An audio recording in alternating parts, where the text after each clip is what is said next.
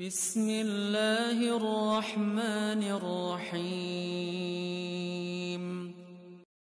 Assalamualaikum. Jangan lupa like, comment, and subscribe. Bye. Mungkin dari Bapak atau Ibu-ibu ada yang mau ditanyakan, ada yang mau tanya?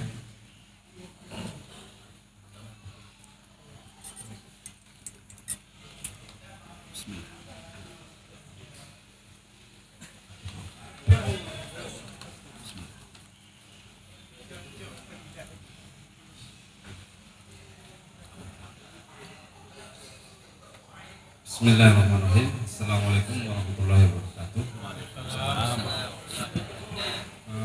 Seperti yang Ustadz sampaikan tadi, ketika masuk rumah kita baca bismillah, masuk ke dalam ruangan, masuk ke dalam WC juga baca bismillah, kamar mandi, WC baca bismillah. Yang saya tanyakan, apakah jika kita masuk ke dalam kamar mandi atau WC, kita harus melafazkan bismillahnya atau tidak bisa melafazkan bismillahnya itu secara zahir gitu?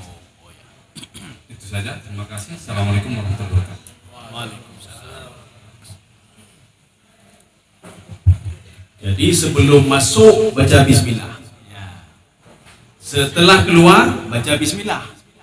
Artinya bukan sampai ke dalam bismillahirrahmanirrahim. Makanya disinilah perselisihan para ulama itu ketika ambil wudu. Ambil wudu dalam WC. Masalahnya bukan ambil wudu dalam WC-nya. Sekarang WC kan sudah bersih-bersih sekarang. Jadi kalau ambil wudu kan nggak masalah. Masalahnya ketika kita lafadzkan bismillahirrahmanirrahim dalam WC. Ya. Jadi kalau demikian lafadzkan saya dalam hati ketika ambil wudu. Ya, ketika di dalam WC itu. Kenapa tidak boleh? Ini kan pendapat-pendapat. Ya. Kenapa tidak boleh ambil wudu dalam WC? Kemungkinan ada najis di situ, kemudian ketika itu turun air kena kita. Tapi kalau sekarang WC sudah bagus-bagus sekarang. Jadi artinya apa? Sudah bersih, WC sudah bersih. Maka nanti ada ruangan khusus nanti. Jadi jangan begini nanti, tempat duduk WC-nya tinggi, airnya di bawah, itu sudah bermasalah. Airnya di bawah. Jadi artinya apa? Ketika tempat sudah bagus, tidak ada masalah berwudu dalam WC, tidak ada masalah. Masalahnya di lafaz tadi, bismillah tadi. Ya. Makanya bismillah itu apa? Baca saja. Di dalam hati saja baca. Bismillah itu dalam hati. Ketika ini dalam hati juga baca. Tapi supaya kita enak, makanya berwudulah di luar WC. Jadi enak kita bismillahirrahmanirrahim. Ketika bismillahirrahmanirrahim. Tapi kalau kita tahu doa masuk WC, baca saja doa masuk WC. Ketika tahu doa keluar WC, baca saja doa keluar WC. Ya. Tapi ini masalahnya karena tidak tahu kita. Baca bismillah. Baca bismillah. Artinya mau masuk bismillahirrahmanirrahim. Setelah itu apa mau keluar? Setelah keluar bismillahirrahmanirrahim. Ya. Jadi keluar masuk dengan kaki kiri, keluar kaki kanan. Kalau masjid terbalik. Allah maftahli abwaaba rahmatik dengan kaki kanan, keluar dengan kaki kiri. Ya. Kalau ragu-ragu dengan dua-dua kaki lompat. Karena orang ragu winner nih. Lompat dua-dua. Demikian. Jadi jangan dilafalkan. Makanya Imam Asy-Syafi'i, kenapa beliau katakan dilafalkan usalli salatal maghribi, usalli salatal isya'i. Kenapa? Untuk membantu hati, Jadi makanya kalau kata Imam Hanafi, an-niyatu asra'u minal qawli. Niat itu lebih cepat dibandingkan perkataan. Namanya saja niat. Maka kalau kita menangkap pencuri, sengaja saya menangkap pencuri karena ini jam sekian karena Allah pencuri kagak ada. Tangkap terus dia, niat menangkap pencuri. Sengaja saya begini karena begini, maka nilai. Ini pencuri ini ke. Sengaja saya menangkap. Ulangan nama. Sengaja saya mencuri oleh hokam. Ya. Maka demikian pula nanti lagi orang pasang ni. Mana ida demong ni. Yang penyakit itu penyakit. Ini demong. Ibu kiranya ni sama lagi starter mobil. Starter mobil. KB baterai. Jadi niat terus. Artinya apa? Sudah ada kasat di situ, sudah ada karat di situ. Artinya apa? Ini sudah masuk waktu zuhur. Salat zuhur 4 rakaat, ya, Pak. Menghadap kiblat. Karena Allah, ini salat ini adaan bukan qadaan. Kalau sudah jelas itu Allahu Akbar, ya, Pak. Jadi jangan Alhamdulillah. Nyata sekok ke baru jelas, Pak. Ya, baru ijak bu. Lagi motor kalau lagi tidak tak pula. Ijak. Ya. Demikian. Ada yang lain? Baik. Ada yang lain dari bapak-bapak, ibu-ibu di bawah?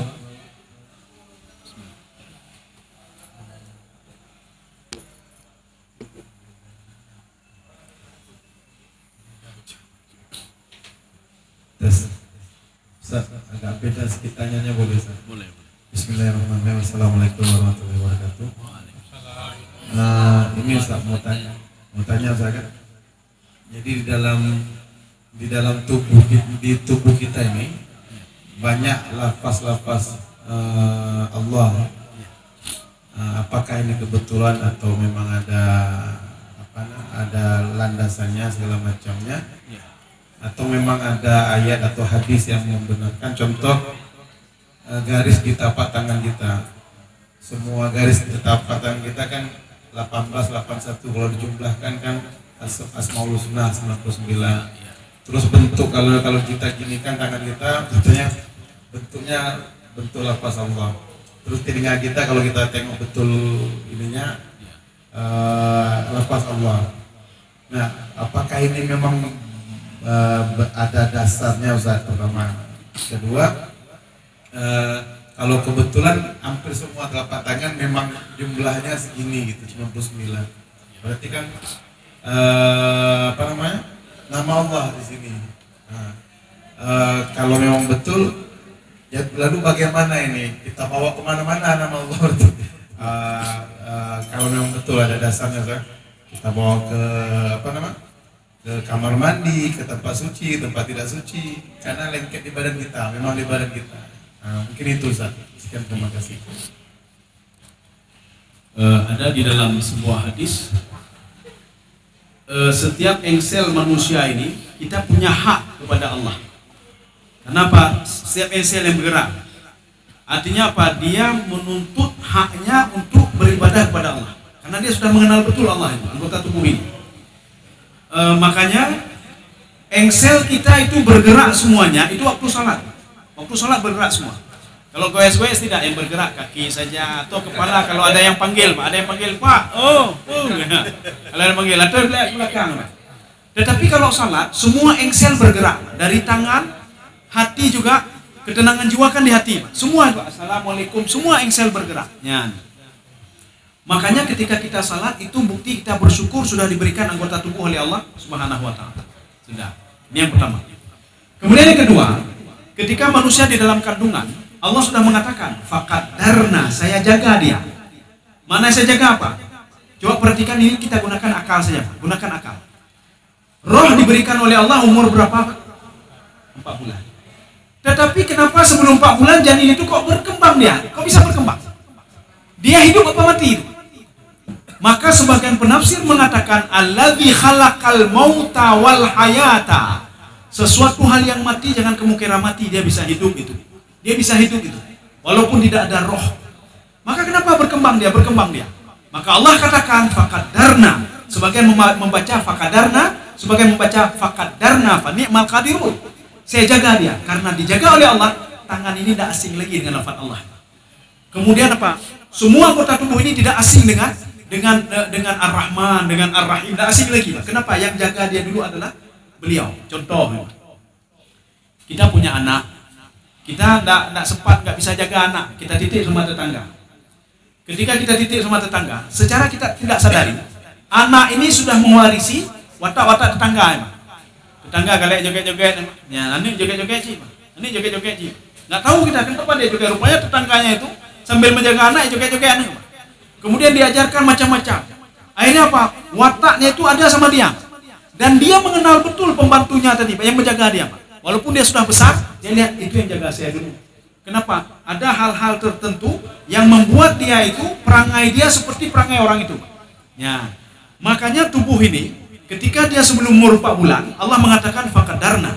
Saya jaga dia, maka di situ roh mengenal Allah, tubuh juga mengenal Allah. Ya. Makanya kalau kita baca Quran, itu nanti akan itu yang tadi kebetulan saja. Kita baca Quran, bacaan Al-Quran tidak asing lagi sama anggota tubuh kita. Cuma kita saja yang melarang anggota tubuh untuk dengar baca. Alah, baik-baik dengar je, baik dengar je. Jangan dengar itu. Tapi kalau dia ta'amul betul-betul dia dengar, akan direspon oleh anggota tubuh ini, akan direspon oleh anggota tubuh ini. Ada seorang jamaah, sudah lama, berapa tahun yang lalu. Beliau itu pecah pembuluh darah otaknya. Jadi ketika itu langsung jatuh. Dokter mengatakan kemungkinan hidup nggak mungkin lagi. Keluarga sudah nangis semua. Kemungkinan itu nggak ada lagi. Kenapa? Karena sudah pecah pembuluh otaknya. Ketika itu beliau terbaring di rumah sakit. Waktu itu saya lihat anak-anaknya cuma bisa menangis saja. Saya bilang ke anak-anaknya, "Nak, jangan menangis," saya bilang. "Coba bacakan ayat suci Al-Quran ke telinga ayah." Ayah sudah nggak respon lagi. Ayah nggak, baca saja. Tubuh ayahmu itu tidak asing dengan bacaan Quran. Coba kamu baca. Akhirnya apa? Saya mulai dulu. Lu mulai baca ayat kursi. Saya baca Fatihah ke telinga orang dari bawah. Saya baca terus. Kemudian saya suruh anaknya, "Nak, lanjut terus nak ya." Rupanya sehari 2 hari kemudian responnya Pak. Tangannya respon. Dia nelpon saya, ayah sudah respon. Saya bilang, itu pertanda apa? Tubuh ayah kamu itu, dia tidak asing dengan bacaan Al-Quran. Dia mengenal Allah Subhanahu wa Ta'ala.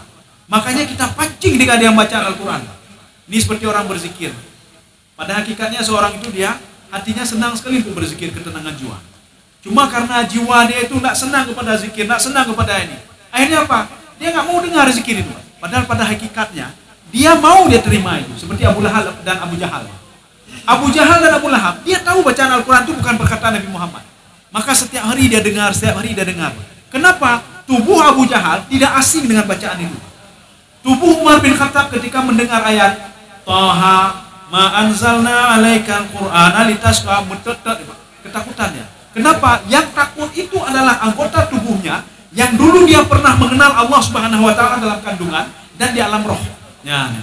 Maka sebejat-bejat orang itu, kalau kita ajarkan agama kepada dia, sedikit-sedikit masuk dia. Orang itu tidak salah, kita ajarkan salah itu wajib, kita sedikit-sedikit pasti masuk dia. Kita mau. Maka manusia itu dipanggil dengan al-insu. Insu itu apa? Insu itu lunak sebenarnya. Dia lunak. Fir'aun itu lunak sebenarnya.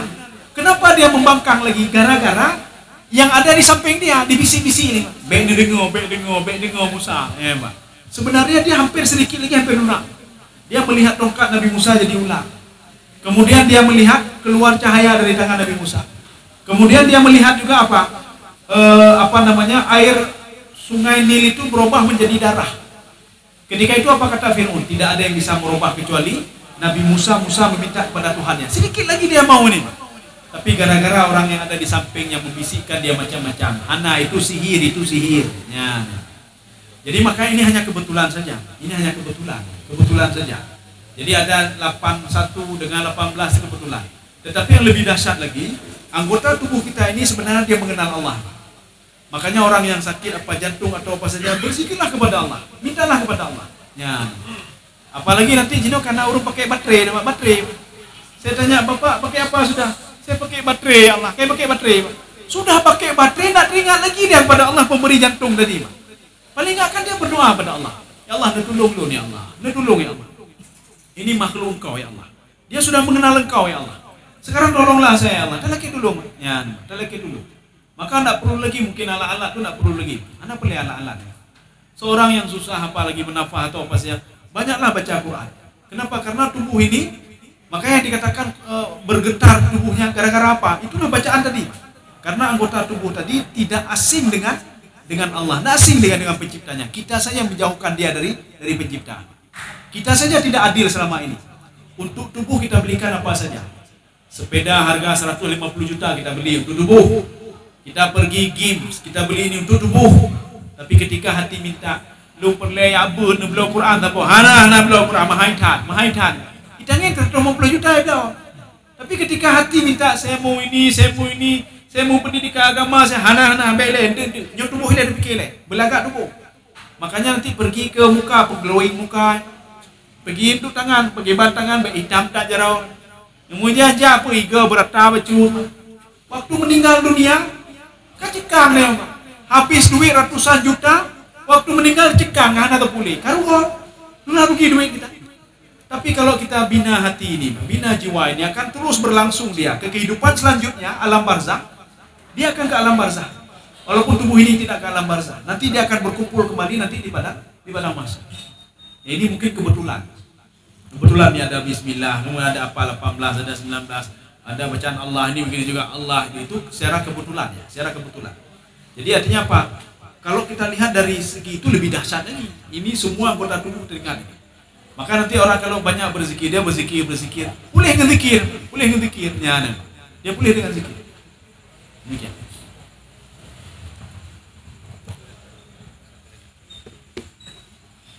Terima kasih, masih ada waktu. Badudi udah calling. Assalamualaikum warahmatullahi wabarakatuh. Ustadz, saya kan dulu waktu muda-muda itu hobi juga nembak gitu kan.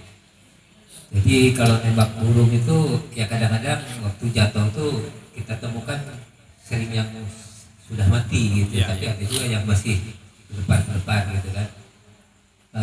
Itu dibilang kawan, kalau misalnya itu dimakan kan haram kan, kalau tidak dipotong, kalau tidak disembelih, tapi baca aja bismillah. Itu dulu sebelum saya kenal Ustaz. Jadi mudah-mudahan sekarang bagaimana itu hukumnya tuh yang kami makan, karena kan setelah itu kami bakar gitu, kami makan. Kemudian di kampung saya itu kalau nembak tupai itu seperti udah ada perjanjian, udah ada kearifan lokal. Satu tupai itu dua kelapa. Jadi walaupun dia punya kelapanya itu tidak ada, yang penting kita dapat tupai, nembak tupai, boleh panjat sendiri, ngambil dua, nanti potong ekornya kita ikat di pohon kelapa itu. Dapat. Pertanyaan saya, apakah burung yang mati setelah kita dapat itu dimakan itu haram atau halal? Kemudian kelapa itu juga karena kan kita membunuh binatang. Kemudian kita dapat hasil dari kita membunuh tuh 2 kelapa, 1 ekor. Itu gimana tuh hukumnya Ustaz? Demikian, assalamualaikum warahmatullahi wabarakatuh.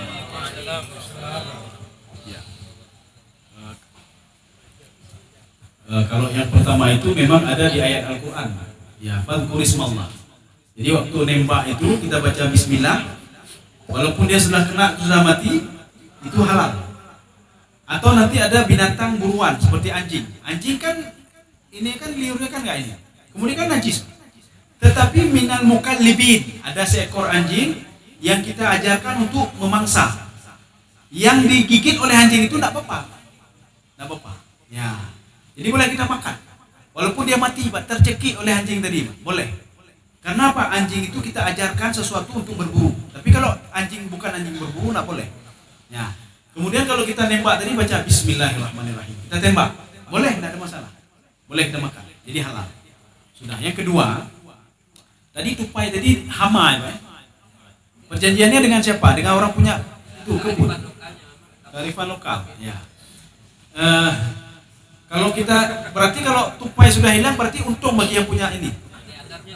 Untung ya, walaupun dianggap untung, ambil punya orang, kecuali kita ada perjanjian begini, nanti bapak begini ambil saja sendiri, ya sama seperti ini ada dalam kajian fikih, Pak. Dalam kajian fikih, ketika nanti rumah kita ada pohon mangga, itu rantainya ke tetangga, ya, Pak. Tetangga mengatakan kearifan lokal, Pak. Nah ini jatah yang punya rumah yang belah sini. Nggak ada jatah yang punya rumah istilahnya. Kalau kita ambil tetap haram. Kalau mana dalilnya? Yang terjadi pada sahabat Rasulullah ketika memakan punya Yahudi. Kalau seandainya boleh, Rasulullah pasti mengatakan ini karena dahannya sudah masuk ke kebun saudara, ya. Maka boleh ambil, nggak pernah. Maka Rasulullah SAW membeli korma tadi. Saya beli korma itu. Kenapa? Ditakutkan nanti akan dimakan oleh orang. Kecuali yang punya korma atau punya mangga ngomong, Pak, nanti ongkos bapak bersihin itu karena sudah masuk pekarangan bapak, jatuh mangga ambil saja, Pak, nggak apa-apa. Nah itu boleh. Tapi kalau seandainya apa kearifan lokal ini, artinya kalau satu tupai boleh ambil. Kalau setuju semua, kalau beliau yang punya ini nggak setuju bagaimana? Kalau yang punya kelapa, saya nggak setuju ya, saya nggak setuju. Tapi kalau beliau setuju nggak ada masalah. Kenapa? Karena sudah ada perjanjian. Kalau satu tupai ambil 2 kelapa, boleh, nggak apa-apa. Tapi kalau beliau tetap tidak setuju, nggak boleh ambil juga. Punya orang lain nggak boleh ambil. Ini berpengaruh Pak. Kata Imam Imam Baydawi. Al-haramu yusabbibu al-haramu sababun li rafdi doa. Jadi haram itu sebab ditolaknya doa. Haram itu bisa dalam bentuk apa saja. Kita ambil punya orang lain, kita menzalimi orang lain, itu haram. Haram itu ada dua. Bisa haram zati, bisa haram kasbi. Haram zati bagaimana? Babi haram. Walaupun kita sembelih. Panggil ulama-ulama, anda sembelih saya abu ya bu. A'udzubillahi minasyaitonir rajim. Tetap haram bu ya. Tetap haram bu. Oh anjing begitu panggil ulama-ulama, tetap haram. Itu haram zati namanya. Yang kedua haram kasbi. Cara memperolehnya haram. Kita beli baju kan halal beli baju. Uang kita sendiri, gaji kita sendiri. Cuma waktu kita peroleh gaji itu kita menzalimi orang lain. Menzalimi orang lain itu beli baju, baju ini haram kasbi namanya. Kita menzalimi orang lain, kita beli makanan, beli beras kasih untuk anak. Maka sesuatu yang haram sudah ada dalam tubuh anak. Ini namanya haram kasbi, cara memperolehnya haram. Atau cara menyembelihnya haram. Atau cara pelaksanaannya haram. Tetapi tetap ayamnya waktu disembelih tidak sesuai dengan apa nama, tetap haram. Harus menyembelih dengan yang tajam. Ya, ini namanya haram kasbi. Jadi boleh. Artinya tidak ada masalah. Kalau itu disepakati semuanya. Tapi kalau tidak disepakati 1-2 orang tidak boleh. Jadi artinya apa? Setelah ada beberapa binatang yang disuruh bunuh. Hama, ada beberapa binatang yang tidak boleh bunuh. Tidak boleh bunuh. Sebenarnya kalau kita tahu untuk apa kita bunuh tupai? Biarin saja dia makan, biarin saja. Ini seperti ada salah satu lahan sawah. Saya tanya sama bapak itu, bapak kenapa tutup padi bapak dengan jaring? Semua ditutup dengan jaring. Apa kata beliau? Supaya tidak datang hama burung. Kenapa? Dia makan padi saya. Saya bilang dengan sebuah hadis, Pak, setiap apapun yang bapak tanam dimakan oleh binatang, sedekah untuk bapak. Mungkin gara-gara itu bapak nggak jadi masuk surga, gara-gara itu masuk surga. Maka kita tanam lengkeng di depan, biarin saja dimakan, biarin saja, itu pahala, kita dapat pahala. Ini kita nggak, lihatlah besok ya, gando, gando. Jadi pahala udah hilang pahala kita. Paling nggak kita dapat pahala. Saya bilang ke bapak itu, Pak, berapalah burung yang makan punya bapak? Kan cuma 1-2 burung. Betul Ustaz, burungnya 1-2, temannya banyak sekali. Ya walaupun banyak temannya Pak, berapa sanggup dia makan padi bapak? Berapa sanggup? 1 goni apa dia sudah makan 1 goni? Enggak Pak, saya bilang. Dia makan 1 biji dia pergi Pak. Bahkan saya dapat berita dari Thailand, di Thailand. Ada orang yang sudah kurut ke sana, ke Thailand, dia cerita ke saya. Di sana ada sawah. Jadi sawah itu setiap beliau panen dipersiapkan ada sepetak kecil untuk burung. Makanya setiap beliau panen sedikit disiapkan. Dari Indonesia kita, dari Aceh nanya, kenapa disiapkan untuk burung katanya? Ini untuk kami 2/3, 1/3 untuk burung. Rupanya burung sudah tahu. Ketika panen itu saja yang dia makan. Itu yang dia makan. Rupanya berkah selalu. Kita ini laleng gando, udah dicem. Habis waktu kita untuk kita jejelam. Itu kan kan pahala kita ini. Walaupun kita kredit dengan manusia, paling enggak kita dapat pahala di situ. Ya, di situ kita dapat pahala. Jadi biarin saya dia makan. Ya, keberkahannya nanti ada di situ nanti. Ya, keberkahannya ada. Ya, jadi padi kalau saya bilang kalau hama padi itu hama, nanti kalau bapak tutup, nanti tikus lewat bawah, bagaimana caranya? Ya, lu tanya. Sudah susah bapak ini. Itu kan hama juga Pak tikus. Bapak tawakal saja kepada Allah. Sudah buat seperti ini kemudian datang burung, biarin saja rezeki untuk dia. Jangan burung ibu doa, Pak. Berdoa burung Pak, seperti burung tadi. Dia minta kepada Allah Subhanahu wa taala. Dia berdoa, Pak. Mudah-mudahan mungkin gara-gara doa dia itu, ya doa dicem. Kita mungkin yang sedang menunggu untuk masuk ke neraka enggak jadi masuk ke neraka. Sedang menunggu kloter, Pak. Kloter untuk masuk ke neraka. Maka enggak jadi. Maka seorang itu ketika dia ingin masa tunggu masuk ke neraka, disitulah dia menunggu keajaiban-keajaiban. Apakah dari anaknya, apakah dari saudara-saudaranya, apakah dari amal ibadah dia dulu pernah dizalimi oleh orang lain, atau gara-gara burung tadi. Ya, bisa saja dari situ. Ya, baik. Mungkin ini ada pertanyaan terakhir. Ada 3 pertanyaan mungkin Ustaz. Ustaz bisa jawab sekaligus nanti. Kita mulai dari Assalamualaikum warahmatullahi wabarakatuh.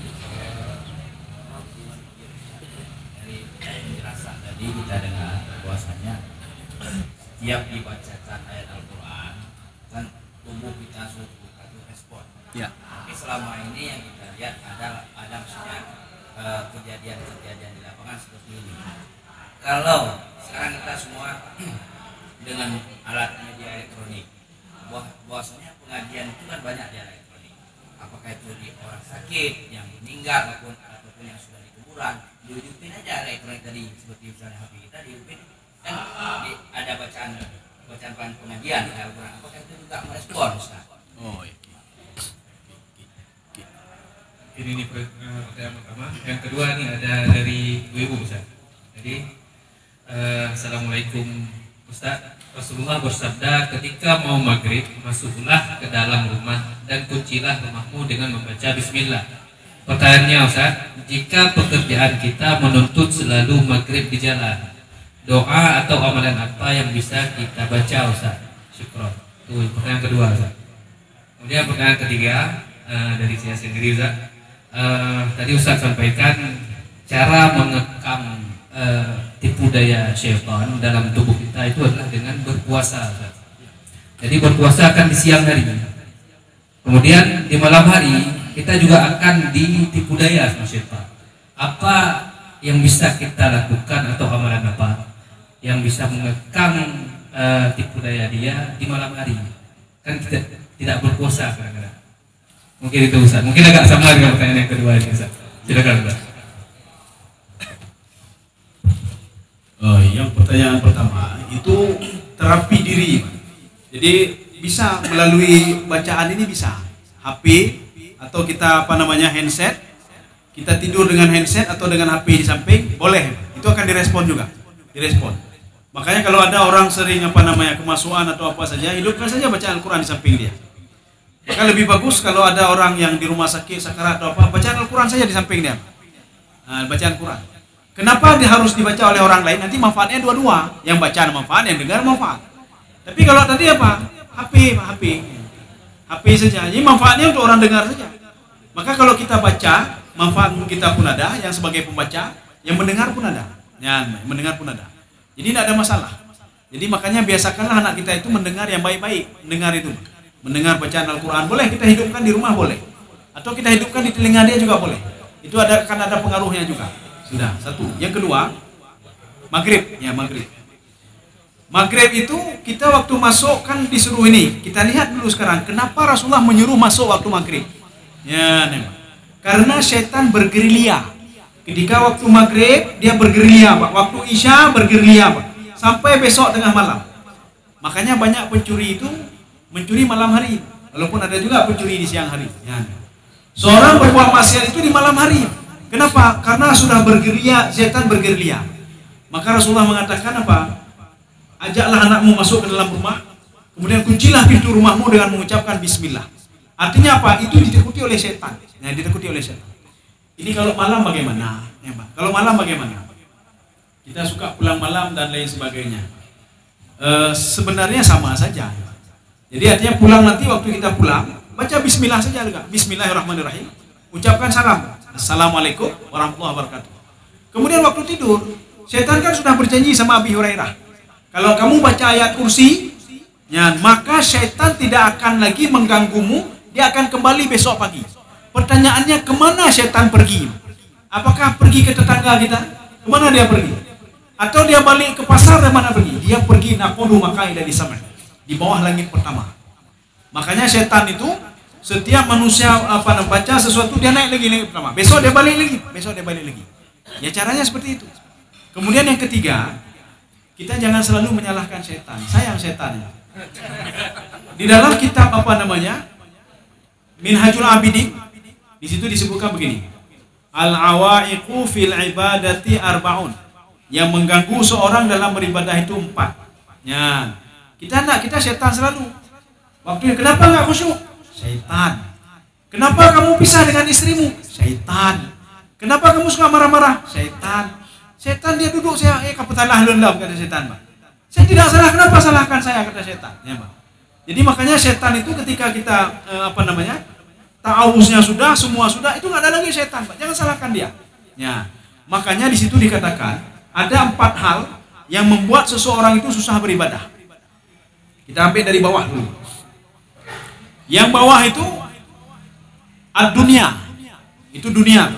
Jabatan, harta, dan lain sebagainya.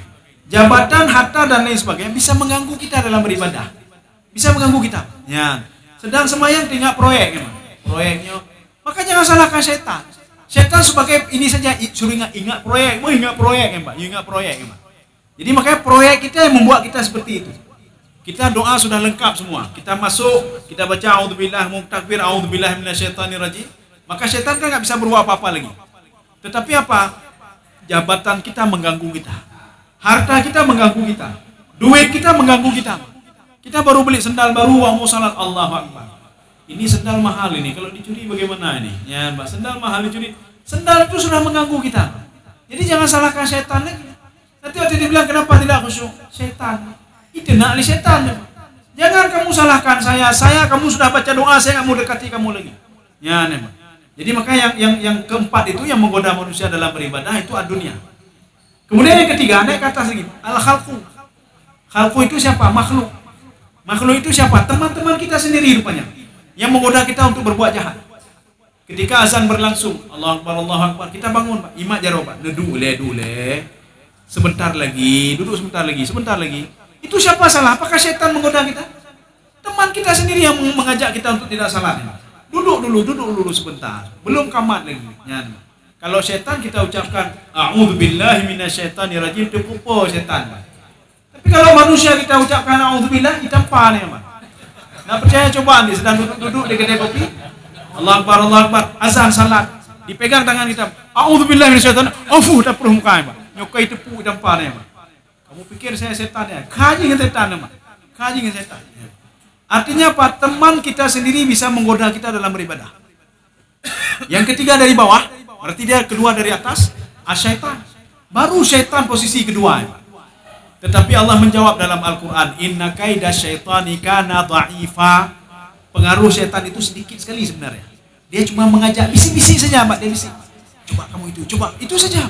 Dia tidak memaksa manusia. Tidak bisa berbuat kasar, tidak bisa. Dia cuma bisik saja. Nomor satu itu yang paling dominan itu, yang membuat kita lalai beribadah, yang membuat kita susah tidur, an-nafsu, jiwa kita sendiri. Jiwa kita sendiri. Jangan salahkan setan. Maka setan mengatakan fala talumuni walumu anfusakum. Kalau kamu tidak salat, jangan salahkan saya, salahkan dirimu sendiri. Kenapa merespon saya? Salahkan dirimu sendiri. Ya. Maka ada orang yang nggak bisa tidur, malam nggak bisa tidur. Ada seorang jamaah, tinggalnya jauh lah. Suatu hari beliau jumpa sama kami jumpa. Apa kata beliau? Ustaz, saya sudah 3 hari tidak tidur. Mata sudah merah sekali. Saya 3 hari tidak tidur. Nggak bisa tidur saya. Saya sudah pergi ke psikolog, saya sudah pergi ke rumah sakit jiwa, diberikan obat ke saya. Ada satu obat itu kecil, obat tidur. Dia mengatakan kalau Ustaz minum 1/4 saja, dalam hitungan menit Ustaz sudah tertidur. Tapi saya bukan 1/4, saya 2 tablet saya makan, sekali makan, nggak bisa tidur juga. Saya bilang begini, Bapak jangan salahkan kepala Bapak, jangan salahkan anggota tubuh. Hati Bapak bermasalah, jiwa Bapak bermasalah. Bapak sekarang jauh dari Allah. Kalau Bapak jauh dari Allah Subhanahu wa taala, semua tidak enak. Kalau hati tidak enak, semua tidak enak.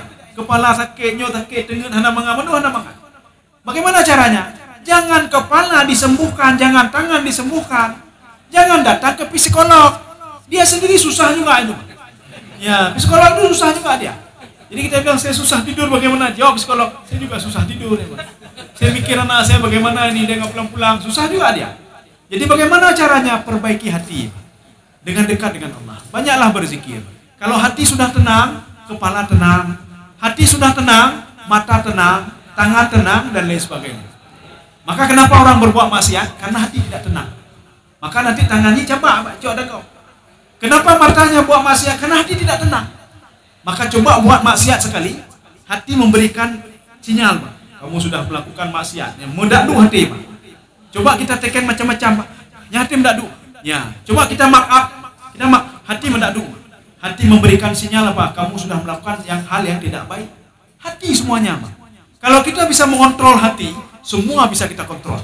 Syaitan bisa kita kontrol, dunia bisa kita kontrol, teman kita juga bisa kita kontrol. Asal kita bisa mengontrol hati, Pak. Ya, itu kuncinya. Jadi sebenarnya yang pertama itu sangat dominan. pasukan yang kedua, yang ketiga itu bisa kita kalahkan semuanya. Tergantung jiwa kita, mau nggak kita? Ya demikian. Baik, terima kasih kepada Ustaz. Semoga apa yang Ustaz sampaikan malam ini menjadi ilmu yang bermanfaat bagi kita semua. Terima kasih.